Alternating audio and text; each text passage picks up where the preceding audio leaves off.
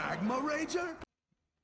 Good day, I'm Magma Rager, and tonight I'll review the entire Into the Emerald Dream set for Warrior in Wild. None of the neutrals even remotely make any sense for Warrior, except maybe two.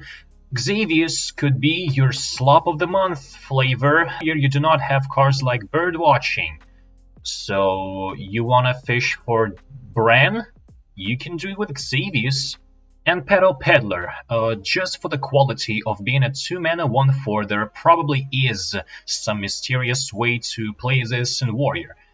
You should not play this in Blackrock. Afflicted Devastator. Someone chickened out on not making this a 7/7. So 5 years ago there was this card called Chronobreaker, and Chronobreaker was ass. People thought that Chronobreaker would clear boards, but truth was Chronobreaker and the board that you would like to clear with the Chronobreaker would never connect. So back when this card was released in the reveal trailer, I immediately thought to myself there was gonna be some Egg Warrior action going on, and I was right because I'm a very intelligent being. Dark Rider, I will not judge you if you slot Dark Rider into some sort of Menagerie Warrior. This is probably your second best chance at trying the mechanic in Wild at all, but you gotta consider Dark Rider does not reduce your 10 Trasher if played alongside Patches, and Dark Rider discovers from a pool of very big minions on average. If you put like a small buff like +2/+2 and Elusive on the Chromagus probably doesn't care about that, right? However, I gotta admit, dragons have been getting kinda small lately. Starlight Whelp, Amber Whelp, Razor Scale, and Petal Peddler are really good dark gift targets if you wanna do it. If you really get to optimize it, it competes with a gift whelp for a slot, and you gotta come in with the expectation that your high roll is gonna look like a fairy dragon with charge. Do you wanna do this for a fairy dragon with charge? Yes. A Clutch of Corruption. Some thought creeped to me that I could copy a 10 Trasher with it.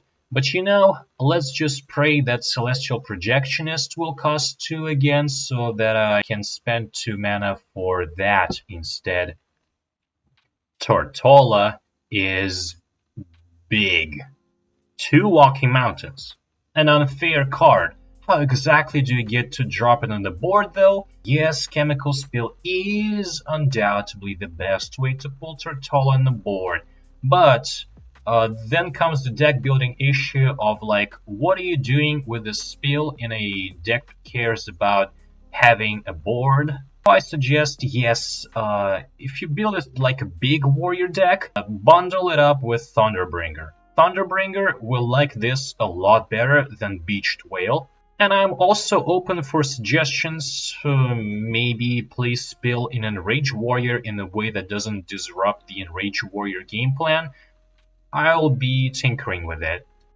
Ominous Nightmares. I am probably the happiest to see Ominous Nightmares get printed, and the reason for that lies in the very design of Enrage Warrior. Through history, Enrage Warrior has been split in 2 halves of cards. On the first hand, you have Whirlwinds, and on the second hand, you have Dire Moles. And you have to Whirlwind the Dire Moles so that they don't be Dire Moles. Now, Ominous Nightmares kind of breaks this, and now you no longer have to be either a Whirlwind or a Dire Mole. You can be whatever you want. It's not a tempo loss to draw a wrong half of the Enrage Warrior deck anymore if it's built from cards like Ominous Nightmares. I think it's a very good step in the right direction of design, because it seems like Blizzard has learned from 2022, where they designed a really good deck that people just did not want to play. Brute Keeper. You know why aggro sucks nowadays? It's because when you play aggro, you get Papercraft Angel. You know what's the closest card that emulates Papercraft Angel and Warrior, it's Defias Cannoneer. Defias Cannoneer is an absurdly busted card, and you know what Defias Cannoneer wants for its effect to trigger? This is a relatively passable 2-cost weapon. Alongside N'Zoth First Mate, I could play this. I could play this with a Defias Cannoneer.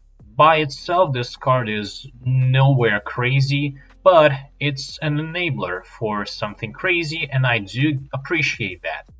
Wysander represents a lot of things I dislike about the last year of Warrior card design, because you did not have to print Resurrect Value Slop for the 4th set in a row. First we had Inventor Boom, then we had Hydration Station, then we arrive at a Jim Raynor, and now we have Wysander, all competing for the value engine of the class within a 4-set standard meta. This does not sit right with me, and I think the design space of Wysander could be freed up for something relevant.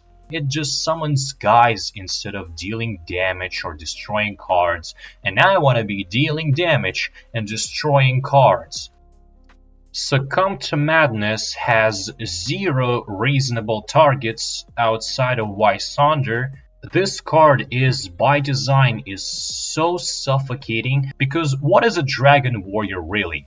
Is it a warrior deck with a lot of dragons that you also run Succumb to Madness at? If so, Succumb to Madness will not hit the dragon that you want to hit with it, and there is only one dragon that you want to hit with it, and it's Wysander. And if a Dragon Warrior is a deck where you just play Wysander and nothing else, why do you have the Brute Keeper and Dark Rider?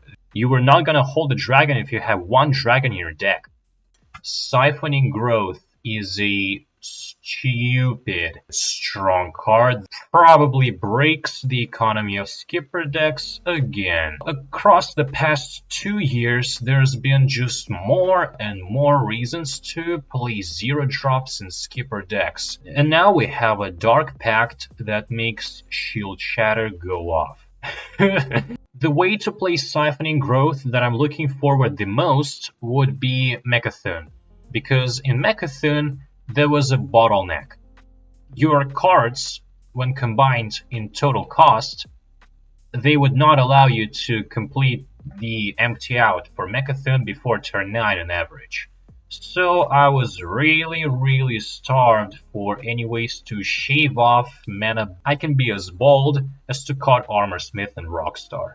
Just gain 16 armor from this joke.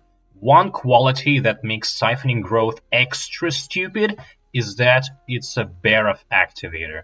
You play Barroth, you siphon it, and like, what's your opponent going to do about it? Or you could play it on Mecha'thun itself and win the game. I gotta admit that Siphoning Growth is a deck building puzzle in a way that there is probably not much of warrior decks that care about armor while also having Siphoning Growth targets. Most warrior players outside of the echo chamber of Skipper of Files do not know that 1 mana minions for warrior exist. Egg Basher is like me when I'm in a deal 4 damage competition and my opponents are Rowdy Fan and Corcronally. Closing thoughts, I really appreciate that they are still making cards for Warrior. One of the classes in Hearthstone is Warrior, and when they make cards for Warrior, I can play Warrior in Hearthstone. I'll be showcasing here my decks that I want you to try when the expansion comes out. First of all, try the Mecha'thun because it's stupid. I'll probably find a way to push Siphoning Growth into decks that should not have Siphoning Growth in it, like Warsong. Apart from that, I also have Menagerie Warrior with Defias Cannoneer because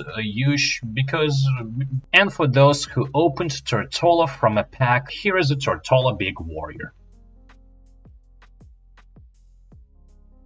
Forgive me for this shit-ass microphone. I never intend to go big on YouTube anyway.